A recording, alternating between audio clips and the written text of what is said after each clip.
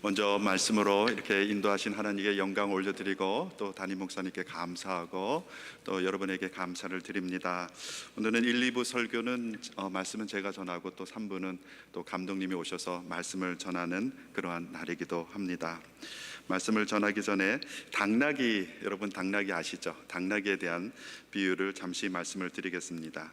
축축한 비가 내리던 어느 날 사람이나 짐승이나 문득 가슴 한 구석에 쓸쓸한 마음이 들 때가 있어요. 근데 정원사의 당나귀도 예외가 아니었다고 합니다. 그는 새벽이 되기 전에 일어나야 하는 자신의 신세를 한탄하고 있었다고 하죠. 시장에 풀을 날라야 하고 또 쓸데없는 일들이 내 잠을 깨우니까 어떻게 잠잘 수 있겠는가 이렇게 생각을 했다고 합니다. 운명의 신은 당나귀가 한탄하는 것을 듣고 깊이 동정해서 그래서 다른 주인을 그에게 정해 주었다고 합니다. 죽어라 하고 집만 나르던 당나귀는 정원사의 손을 떠나서 이제 가죽 장수의 손에 넘겨졌다고 하죠. 하지만 가죽의 무게와 그 구역질 나는 냄새는 당나귀를 좋게 하기보다는 오히려 더 질식하게 만들었다고 합니다. 야, 먼저 주인이 더 좋구나. 그래도 내 배추 잎사귀라도 뜯어 먹을 수 있었는데, 그런데 여기서는 온통 가죽 냄새만 맡고 또 가죽이 비에 젖으면 더 무거워서 나만 더 힘들구나. 나는 차라리 죽는 게 낫다. 이렇게 불평을 했다고 합니다. 그래서 당나귀는 운명이 또 바뀌었다고 합니다. 이번에는 석탄 장수의 이렇게 당나귀로 바뀌었다고 합니다. 당나귀는 새로운 희망에 들떠 있었지만 그는 곧 나락으로 빠져들었다고 합니다. 일이 어찌나 많은지 새벽이 되어서야 겨우 눈을 붙일 수 있게 되었다고 합니다. 그래서 당나귀는 또 불평을 했다고 하죠. 아이고 내 신세야, 운명의 신이 나를 갖고 장난을 치는구나. 내가 당나귀라서 정말 얕보는 건가 하면서 불평을 했다고 합니다. 그러자 운명의 신은 이러한 당나귀에 불같이 화를 냈다고 하죠. 뭐라고? 저렇게 당나귀 같은 놈이 100명의 왕들보다도 더 불평을 하는구나. 도대체 운명의 신인 내가 당나귀 네 놈밖에 보아야 하는 그러한 시간이 없는 줄 아느냐? 나도 바쁜데 너는 왜 날마다 어느 조건이나 내가 좋게 해주려고 했는데 매번마다 구시렁 하느냐? 이렇게 당나귀에게 화를 냈고 그리고 당나귀의 목숨을 끝내 가져갔다고 합니다. 저희들은 이러한 우화에서 배울 수 있듯이 대부분의 사람들도 이 당나귀와 같은 그러한 불평을 늘어놓는 것이 아닌가 이런 생각이 되어져요. 우리의 조건은 절대로 우리를 만족시켜주지 않는다라는 말이 있습니다. 사람들은 항상 현재가 가장 나쁘다고 생각을 하죠. 그래서 하늘에 쓸데없는 부탁을 해서 자기 자신의 운명을 좀 바꾸어 주었으면, 자기 자신이 좀 과거로 좀 되돌아갔으면 좋았을 걸, 이렇게 생각을 하고 있다고 합니다. 수필가 정호승 씨의 수필집을 보면은 이 하루살이라는 기사가 나오는데, 하루살이, 여러분 하루밖에 살 수 없는 그 생물을 말을 하죠. 그런데 하루살이가 하루를 사는 것도 억울한데 더욱더 억울한 하루살이가 있다고 합니다. 어떤 하루살이냐면 그때 태어났을 때 비가 오는 날이라고 합니다. 아니 내가 태어나서 하루밖에 안 사는데 비까지 오니까. 그런데 그 하루살은요, 그 비가 와도 불평을 하지 않고 열심을 다해서 짝짓기를 하고 그리고 알을 그 냇가에 이렇게 낳아서 떨어뜨려 놓는다고 합니다. 그래서 냇가나 강가에 또 저녁이 되고 또 그 다음 날이 되면 하루살이가 또 새로운 그 새끼들이 또 날아다닌다고 합니다. 그리고 그 밤에 하루살이는 알을 낳자마자 죽는다고 하죠. 그런데 이렇게 하루살이도 하루밖에 살 수 없지만, 그리고 그야말로 비 오는 날에도 사는 하루살이가 있지만 그야말로 짧은 기간이지만 사랑도 하고 삶의 최선도 다하고 또 자녀도 낳고 또 삶을 마감한다고 합니다. 그러면서 하루살이처럼 불평하지 말아야 된다. 그것이 바로 우리 사람의 할 일이다라고 말들 합니다. 어떤 사람들은 어떠한 불행이 닥쳤을 때 구시렁구시렁 하는 사람들이 있고, 어떤 사람들은 용기 있게 그 불행을 잘 딛고 넘어서는 사람들이 있습니다. 여러분들은 어느 편에 속하는 사람일까요? 마크 트웨인에 의하면 불평이나 원망은 이런 얘기를 합니다. 구시렁구시렁 거리지 말고 너의 모든 문제를 이야기하지 말라. 80%의 사람들은 전혀 너의 불평에 대해서 신경 안 쓰고 단지 20%의 사람만이 조금 이해할 뿐이다, 이렇게 얘기를 하고 있습니다. 그렇기 때문에 저희들이 불평을 놓는 것은 저희들에게 유익이 되지 않는다라는 것을 보여주고 있습니다. 한글 사전에 보면요, 구시렁거리다라는 말은 못마땅하여 군소리를 듣기 싫도록 자꾸 한다라는 의미를 담고 있고요, 또 불평한 마음으로 자꾸 뒤척이다라는 말을 담고 있고, 또 세 번째는 혼자서 중얼중얼 거리는 경상도 사투리다, 이렇게 얘기를 하고 있습니다. 오늘 말씀에서 원망이란 말을 크럼블링 이란 말을 사용하고 있는데, 그 말이 구시렁구시렁 거리다라는 말이기도 합니다. 오늘 본문에서 16장 2절에서 12절까지 무려 이 구시렁구시렁 거리다라는 단어를 뜻하는 원망이란 단어가 무려 7번이나 나옵니다. 7번. 여러분, 10절 안에 7번이라는 그 단어가 등장하고 있다라는 것이죠.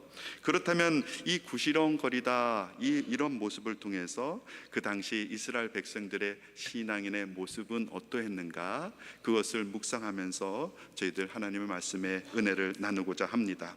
그 당시 신앙인의 모습은 바로 과거의 은혜 체험을 현재 연결하지 못하는 그런 비성숙한 신앙인의 모습을 당시 사람들은 갖고 있었습니다.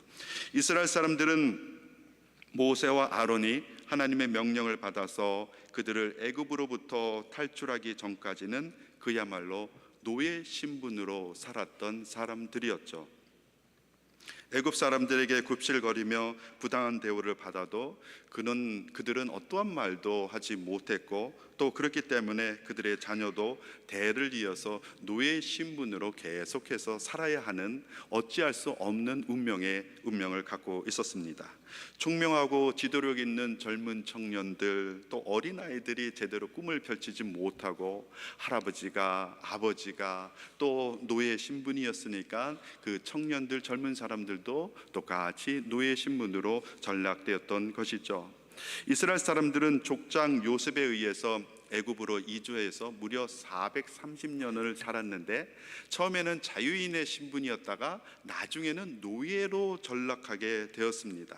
이 노예로 전락하게 된 그 운명에 이스라엘 사람들은 그야말로 하나님께 울부짖었습니다. 하나님, 어찌된 일입니까? 저희들은 지금 노예가 되고 있어요. 우리 선조 아브라함에게 내리신 축복의 말씀이 하나님 어디에 있는 거죠? 또 저렇게 장래가 촉망되는 우리 아이들의 미래는 하나님 어찌 되는 것입니까? 저희들도 노예가 되는 것이 아닙니까? 우리 할아버지, 아버지, 그리고 우리가 그랬던 것처럼 우리 아이들도 어떻게 불쌍해서 어떻게 해요? 하나님 아버지, 저희들도 저희들처럼 많은 그러한 세상을 살아가야만 하는 것이 아닙니까? 라고 하나님께 울부짖으며 기도했다고 합니다. 이러한 이스라엘 사람들의 울부짖음을 하나님께서는 어떠하셨냐? 하나님께서는 들으셨다라는 것이죠. 또 모세를 통해서 바로 왕으로부터 그들을 탈출시켰습니다.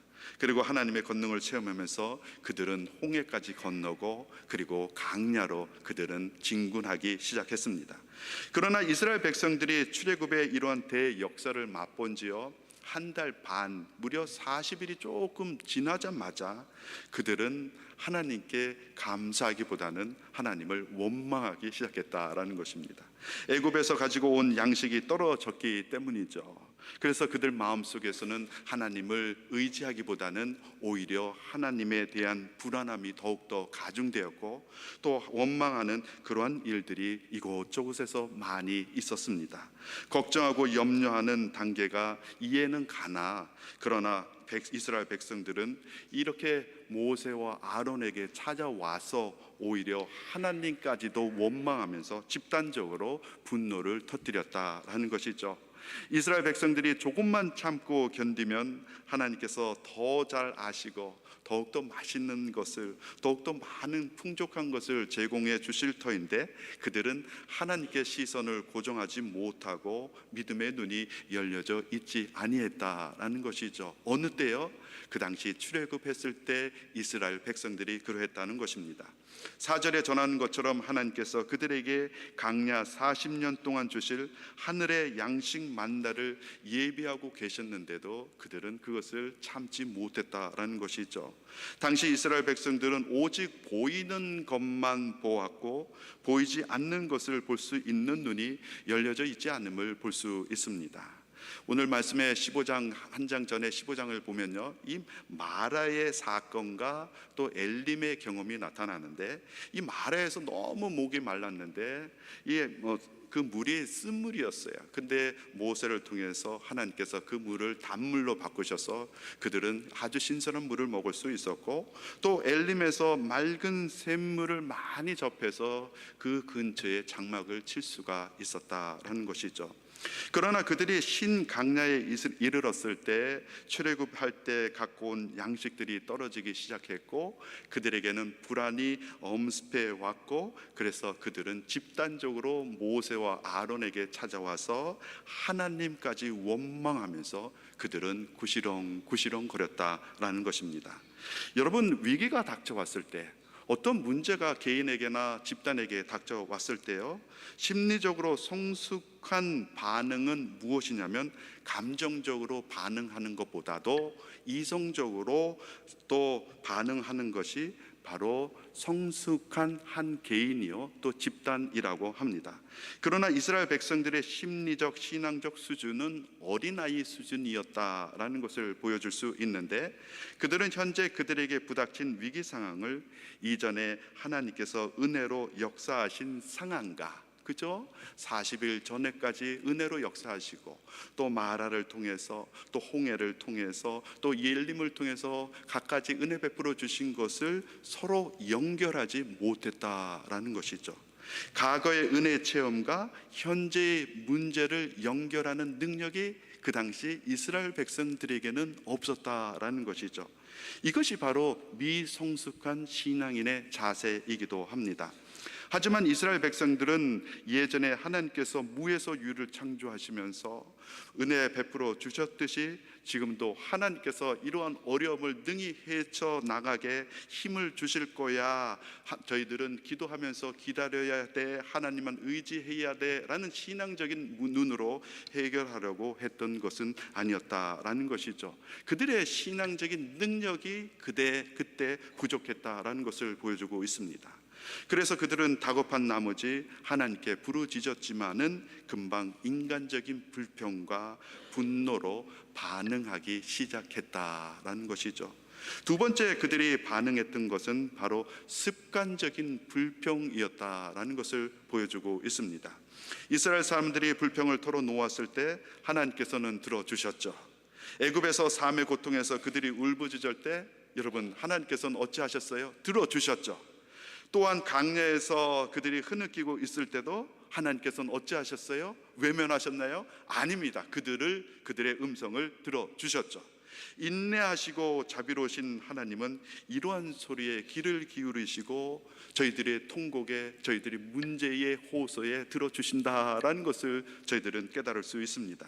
믿음이 없어 하나님을 의지하는 강한 신앙이 없는데도, 그래서 늘 시시때때로 불평하고 있는데도 우리 하나님은 외면하지 않으시고 항상 들어주시며 이스라엘 사람들이 필요했던 것을 들어주시고 또 채워주셨다라는 것이죠. 이러한 기사를 접할 때 저희들은요, 하나님께서 얼마나 위대하시고 하나님께서 얼마나 우리를 사랑하여 주시는가라는 것을 저희들은 말씀을 통해 깨달을 수 있습니다. 그런데 이스라엘 백성들은 이렇게 생각하지 않았다라는 것이죠. 언제? 당시 출애굽할 때 이스라엘 백성들 말입니다. 하나님께서 늘 채워주시고 계시는데도 그들은 늘 부족해서 울부짖었고 하나님을 신뢰하지 않았던 그러한 모습을 갖고 있었다는 것입니다. 그래서 출애굽기 32장에 보시면 하나님은 목이 뻣뻣한 이스라엘 백성들에게 진노하셔서 그들을 벌하려고 하셨으나 하나님은 또 참고 또 참으시면서 그들을 지켜보고 계시다라는 그러한 기사가 나옵니다. 내가 그들에게 진노하여 그들을 진멸하고 라는 32장 10절의 기사가 나오고, 근데 4절 조금 지나서 14절에 보니까 여호와께서 뜻을 돌이키시사 말씀하신 하를 그 백성에게 내리지 아니하신지라, 이렇게 전하고 있습니다. 하나님께서는요, 저희들의 잘못됨을 진노하시려고 해도 사랑 많으신 하나님은 그 진노를 참고 걷어가신다라는 것이죠. 이 얼마나 저희들에게 위안이 되고 있는 말씀입니까? 하나님께서는 들어주시고 또 들어주시고, 진노하시려고 하셨으나 그것을 거두고 또 참으시고, 이렇게 하나님께서는 이스라엘 백성들을 계속해서 지켜보고 계셨다라는 것입니다. 그러나 오늘의 말씀이 전하는 것처럼 이스라엘 백성들은 먹을 것이 동하니 또 어떻게 했죠? 구시렁구시렁 거리며 모세와 아론에게 원망하고 있었다라는 것이죠.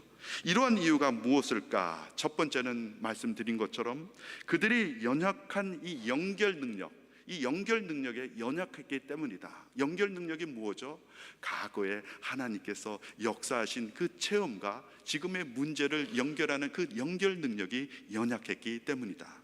두 번째는 어떠했기 때문인가? 불평하는 그들의 습관 때문이었다라는 것이죠. 잘못된 습관 때문에.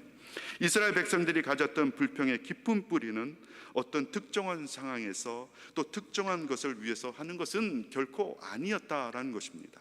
그들은 하나님을 신뢰하는 믿음이 연약했고, 그렇기 때문에 그들은 두렵고 불안한 마음을 늘 가지고 있었다라는 것입니다.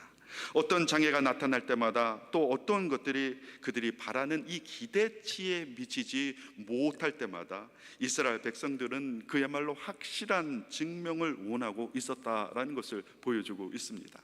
여러분, 확실한 증명, 여러분, 우리가 신앙이 미성숙했다라는 것을 알 수 있는 것은 그 사람은 하나님으로부터 확실한 증명을 원하고 있는 사람들이죠. 하나님, 나에게 보여주십시오. 하나님, 나에게 지금 당장 내가 깨달을 수 있을 만큼 사건을 더하여 주십시오. 확실한 증명을 원하는 사람들은 미성숙한 사람이다라는 것이죠. 하나님께서 우리와 함께 계시다면 그런 가치가 있어야 될 것이 아닌가 말이죠. 하나님께서 우리에게 무언가 확실히 믿을 만한 무언가를 보여주셔야 한다라고 생각하고 있습니다. 그렇지 않다면 우리가 과연 하나님을 신뢰할 수 있겠는가? 오히려 하나님하고 이 쇼부를 보려고 하는 그러한 마음을 그들은 갖고 있었다라는 것입니다. 저는 이러한 기사를 접할 때마다요, 그들은 어찌 그럴 수 있는가라고도 생각하지만 그들이 혹시 나가 아닌가, 나도 그들과 그리 다르지 않는가라고 생각해 볼 때도 있습니다. 왜냐하면 내 자신도 이스라엘 백성들처럼 그러한 모습을 가질 때가 아주 많이 있었기 때문이죠. 모든 사람들도 마찬가지로 이러한 이스라엘 백성들처럼 이러한 경험을 또 하고 있을 것입니다. 우리 모두는 이렇게 구시렁거리면서 이스라엘 백성들과 전혀 다를 바 없는 그러한 모습을 가질 때도 너무나 많이 있기 때문이죠. 저희들은 때때로 하나님께서 뜻하시는 곳으로 우리를 인도하고 계시다고 믿고 있음에도 불구하고 어찌 할까요? 늘 불안해합니다. 그곳이 어느 곳인지 정확히 알 수는 없지만 하나님께서 크신 뜻이 있으시기 때문에 하나님께서 참고 인내하고 기다리면 하나님의 방법으로 늘 베풀어 주실 거야, 하나님께서 꼭 응답해 주실 거야 믿고 있음에도 불구하고 뒤돌았으면 늘 불안합니다. 혹시 그럴까? 혹시 하나님께서 그렇게 베풀어 주실까 말이죠. 그러나 눈으로 볼 수 없기 때문에 이렇게 불안해하는 저희들은 어찌 된 것입니까? 그래서 언젠가 하나님께서 뜻하시는 때에 그때가 언제인지 확실하게 보여주십시오 라면서 눈으로 보여주는 것을 원합니다. 그렇지 않다면 하나님께서 나에게 징표를 더하여 주십시오. 그렇지 않다면 하나님께서 다른 사람을 통해서 지금 당장 말씀해 주십시오 라면서 기도했고 눈을 떴는데 바로 응답을 오길 기다리는 그러한 어리석은 사람들이 바로 저이기 때문이다. 그리고 많은 사람들도 그러하기 때문이다 라는 것입니다. 그래서 사람들은 하나님이 인도하시는 확실한 장소와 때를 몰라서 종종 인간적인 생각으로 확실하고 안전하다고 생각하는 그러한 곳과 때를 스스로 결정해서 달려갈 때가 많이 있다라는 것이죠. 기다리지 못하고, 믿음으로 기다리지 못하고 자기 자신이 아니야 이것까지일 거야 하면서 스스로 결정해서 달려갈 때가 많이 있다라는 것입니다. 가끔 가다가 신앙은 이런 생각을 해요. 저희들의 결정과 하나님의 응답은 그야말로 1cm, 1mm 차이다라는 것이죠. 1mm만 참으면, 한 발자국만 저희들이 조금 더 참으면 하나님께서 응답해 주시는데 1mm, 1cm도 참지 못하고 한 발짝 더 나갈 때가 많이 있다. 이것이 바로 우리의 신앙의 모습이기도 합니다. 때때로 어떤 일을 시작할 때요, 많은 사람들은 계속해서 하나님께 울부짖을 때가 많이 있습니다. 심지어 뜻하시는 길이 마냥 어둡고 예측할 수 없으며 또 많은 어려움이 있을 것이라고 생각하면요, 저희들은 더욱더 그럴 때가 많이 있죠. 하나님 제발 우리와 함께 동행하여 주시길 원합니다 라고 말합니다. 말씀을 접할 때마다 우리는 이러한 기도는 애굽 땅에서 울부짖었던 이스라엘 백성들과 또 광야에서 울부짖었던 이스라엘 백성들과 똑같다라는 생각을 하게 됩니다. 그것이 바로 저희들의 연약한 모습이 아니든가 말이죠. 이러할 때 기도하는 우리 자신을 잠시 돌이켜 보신다면 우리가 정말로 모든 것을 채워주시는 하나님을 향해 간절히 기도하는 것은 아니었다, 그야말로 그것은 껍데기 기도였다, 형식적인 기도였다라는 것을 사무치게 자기 자신에 대해서 돌이켜볼 때가 있는 줄 압니다. 이러한 기도는 속이 빈 그러한 공허한 울부짖음의 기도였고, 마치 우리 마음속에 습관적으로 불평하는 것 때문에 이러고 있는 것이 아닌가 말이죠. 저희들 마음속에 대부분의 기도는 저희들 마음속에 더 깊이 불평함이 자리 잡기 때문에 단지 공허하게 울부짖는 그러한 기도밖에 되지 않는가 말입니다. 하나님께서는 우리가 어떠한 기도를 하든지 간에 참고 들어주시지만, 여러분 확실한 것은요, 저희들이 불평을 기반으로 해서 울부짖는 기도를 들을 때는, 우리가 할 때는 하나님께서는 슬퍼하시고 하나님께서는 노하신다라는 것입니다. 우리의 기도가 믿고 확실한 기도, 믿고 확신에 찬 기도를 하나님께 드릴 때는 하나님께서 기뻐 받아주시지만, 우리의 기도가 불평함을 바탕으로 해서 울부짖는 기도를 하실 때는 오히려 하나님께서는 노하신다라는 것이죠. 더 나아가 하나님을 원망하는 것, 정작 자신이 선택한 결정에 그 어떠한 책임을 갖고 최선을 다하지 않으려는 이러한 이기적인 마음으로 저희들은 하나님께 기도할 때가 많이 있다라는 것입니다. 사랑하는 성도 여러분, 우리의 입술에서, 우리의 섬김과 봉사에서, 그 어떠한 사역의 모양과 삶의 처지에서 하나님께 습관적으로 불평하고 있지는 않으신가요? 사순절 기간 동안 우리 스스로 여러분 돌이켜 보시기 바랍니다. 만약 그렇다면 그것으로부터 여러분 정지, 스탑하는 신호를 우리 스스로 해야 한다라는 것이죠. 마지막으로 이스라엘 백성들은 시시때때로 적절히 채워주는 하나님의 은혜를 당시 이스라엘 백성들은 경험하지 못했다라는 것입니다. 오늘 본문에서 하나님께서 믿음이 연약하여 울부짖는 이스라엘 백성들의 기도를 들어주시지만, 하나님께서는 그들이 좀 더 성숙한 백성이 되기를 원하고 계십니다. 16장 8절에 보시면 하나님께서 저녁에는 너희에게 고기를 주어 먹이시고 아침에는 떡으로 배불리시다라는 말씀이 저희들에게 들려옵니다.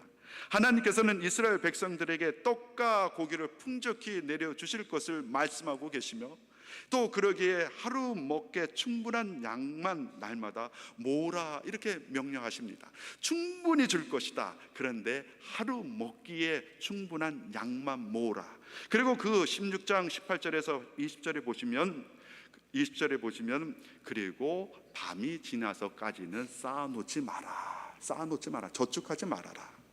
이 말씀이 무엇이냐면 다음 날까지 남겨놓지 말아라. 그런데 이스라엘 백성들은요, 그날에 먹을 양식만 충분히 거뒀는데, 그런데 두 번째 거 남겨놓지 말아라 라는 하나님의 말씀에는 불순종했다라는 것이죠. 왜 그랬을까? 그들은 바로 내일에 대해서 염려했기 때문입니다. 마태복음 6장 9절에 보시면 예수께서 제자들에게 주기도문을 주기도문을 하죠. 기도를 가르치실 때 이런 말씀을 하고 계십니다. 오늘날 우리에게 일용할 양식을 주옵소서라고 말씀하십니다. 예수께서 가르치신 이 주기도문은 내일도 하나님께서 채워주신다는 그런 믿음을 오늘을 위해선 일용할 양식, 즉 오늘의 양식에만 집중하면서 기도해야 한다라는 것을 저희들에게 전해주고 계신 말씀이기도 합니다. 그러면 내일은요, 내일도 하나님께서 채워주실 거야, 그런 믿음을 저희들은 갖고 있어야 된다는 것이죠. 과거에도 채워주셨고 지금도 채워주셨듯이 내일도 채워주실 거야, 내일은 염려하지 말아라 라는 것입니다. 이것이 곧 저희들이 갖고 있어야 하는 믿음이기도 합니다. 그런데 당시 이스라엘 백성들은 초기에는 갖고 있지 않았어요. 그런데 후기에 보니까요, 신명기 32장 10절에 보면 다행히도 이스라엘 백성들은 이것을 고백하고 있는데, 헬라어로 쓰여진 70인역에 의하면 옛날에 그 70인역 유대인들이 많이들 다른 지방에 가서 이렇게 살게 되었는데, 디아스포라 유대인들이라고 하죠. 그 디아스포라 유대인들이 구약을 히브리어 말로 번역하기보다는 히브리어를 헬라어로 번역해서 사용했던 그러한 성서가 있습니다. 그것이 70인역입니다. 그 70인역에 의하면 신명기 32장 10절을 이렇게 말씀을 전하고 있습니다. 여호와께서 그를 향무지에 타는 목마름에서 사막에서 필요를 공급해 주시고 가르치시고 호위하시고 자기 눈동자와 같이 돌보셨다, 이렇게 말을 하고 있습니다. 그런데 오늘 말씀 히브리어 말씀과 또 신명기 32장 10절을 히브리어 말씀과 헬라어 말씀이 그리 다른 것은 아닌데 한 단어가 틀리더라고요. 한 단어, 공급하다라는 단어가 틀리더라고요. 이 단어가 무엇이냐면 아우타르게센이란 말인데, 바로 하나님께서 부족함 없이 채워주셨다, 그렇기 때문에 나는 만족하고 있다라고 고백하는 것입니다. 강야에서 하나님께서 필요한 만큼 충분히 먹이셨고, 나아가 비록 강야의 삶이 우리에게 고난이었지만 하나님께서 우리 이스라엘 백성들을 강한 독수리로 양육하는 하나님의 훈련 과정이었고, 따라서 궁극적으로 하나님께서 부족함 없이 우리를 채워주셨다, 만족시켜 주셨다, 나는 그야말로 원하는 것이 없다라는 고백이기도 합니다. 과거에 경험했던 하나님의 은혜를 현재 연결하지 못하면 그것은 미성숙한 신앙인의 모습이고, 그리고 내가 지금 계속 자족하는 그런 모습이 아니라 불평하는 모습을 갖고 있다면 그것 또한 미성숙한 신앙인의 모습이다라는 것이죠. 그런데 이스라엘 백성들은 나중에 가나안 땅을 넘어가기 전 바로 직전에 이러한 성숙한 신앙인의 모습으로 고백하고 있음을 저희들은 발견하고 있습니다. 사랑하는 성도 여러분, 오늘 일은 오늘 만족하는 자가요, 바로 내일 일은 내일 또 채워주시는 하나님의 은혜에 소망을 품을 수 있는 자입니다. 오늘 만족하는 자만이요, 하나님께서 가리키는 미래를 바라볼 수 있는 자들입니다. 내가 오늘 하나님께 동행하는 자만이요, 내일도 하나님께서 동행해 주신다는 것을 믿고 내일을 향해 걸어나갈 수 있는 것입니다. 사도 바울은 빌립보서 4장 11절에서 13절에 이렇게 고백하고 있습니다. 내가 궁핍함으로 말하는 것이 아니니라. 어떠한 형편에든지 나는 자족하기를 배웠노니, 나는 비천에 처할 줄도 알고 풍부에 처할 줄도 알아. 모든 일 곧 배부름과 배고픔과 풍부와 궁핍에도 처할 줄 아는 일체의 비결을 내가 배웠노라, 이렇게 고백하고 있습니다. 내가 이러한 일체의 비결을 내가 배웠노라. 여기서 사도 바울이 고백하고 있는 것은 만족이 소유와 정도나 환경에 있는 것이 아니라 바로 예수 그리스도 안에 있다, 그것을 내가 깨우쳐 배웠노라라는 고백이기도 합니다. 여러분, 내가 자족하는 것, 내가 환경에 있다고 생각하십니까? 내가 어떠한 정도의 차이에 있다고 생각하십니까? 그것이 아니다. 그리스도 안에서 내가 거하기 때문에 만족할 수 있게 된 것이다. 그것을 내가 배웠노라, 이렇게 고백하고 있는 것입니다. 만족하는 삶, 곧 자족하는 삶은 자신의 내면의 경건뿐만 아니라 세상적으로도 부끄럽지 않은 이러한 윤리적인 삶, 더 나아가 세상을 감동시키는 그리스도를 닮아가는 삶이 바로 자족하는 삶, 만족하는 삶이다. 이것을 내가 배웠노라라는 것입니다. 사도 바울이 고백하고 있는 것은 자족은 배움을 통해서 얻어진다라는 것이죠. Contentment is not natural but attainable 이란 말이 있습니다. 이 만족, 자족은 자연적으로 생겨나는 것이 아니라 내가 쟁취하는 것이다, 내가 배움으로 말미암아 얻는 것이다 라는 것을 사도 바울은 고백하고 있다라는 것이죠. 어떻게 배움으로 말미암아 얻어져요? 말씀을 좀 더 깊이 묵상함으로 말미암아 얻어지고, 어떻게 배움으로 말미암아 얻어져요? 열심을 다해서 기도함으로 말미암아 얻어지고, 어떻게 배움으로 말미암아 얻어집니까? 신령과 진리로 예배를 드림을 통해서 얻어지고, 섬김과 봉사를 실천함을 통해서 얻어지고, 그리고 자신을 내려놓고 각각 자기에게 있는 십자가를 지고 예수 그리스도를 쫓을 때 얻어진다라고 사도 바울은 고백하고 있습니다. 사랑하는 성도 여러분, 이스라엘 전통에는 이 속죄절 전 40일 동안에 그야말로 무건수행의 기간을 가진다고 합니다. 무건수행, 침묵, 아무 얘기도 안 하는 것. 무엇을 하였냐면, 그들은 왜 무건수행을 했냐면 이 불평하는 말을 삼가하기 위해서 무건수행을 했다고 합니다. 어느 기간 동안은요? 40일 기간 동안. 불평분만은 수직이 아니라 수평이란 말이 있습니다. 이 말이 뭐냐면, 불평을 늘어뜨리면 늘어뜨릴수록 계속 불평분만은 늘어난다고 합니다. 얼마든지 한번 늘어보세요. 계속적으로 늘어난다고 합니다. 그런데 늘어나서 저희들이 만족한 것이 아니라, 다 불평불만을 다 토로해서 만족한 것이 아니라, 오히려 그 불평불만을 늘어뜨림을 통해서 저희들의 인생이 더욱더 비참하게 느껴진다고 합니다. 더욱더 해결되지 않는 많은 것들이 저희들 앞에 나열되어 있기 때문에 저희들 모습이 더욱더 초라하다고 합니다. 그래서 불평은 끄집어내면 낼수록 많아지니까 그 불평을 더욱더 늘어뜨리기보다는 끄집어내려고 할 때 어떻게 해요? 스톱! 스톱! 더 이상은 안 돼! 스톱! 하는 이 스톱의 신호를 해야 한다라는 것이죠. 여러분, 제가 말씀하니까 여러분 해보십시오. 불평 불만 스톱. 시작. 불평 불만. 불평 불만.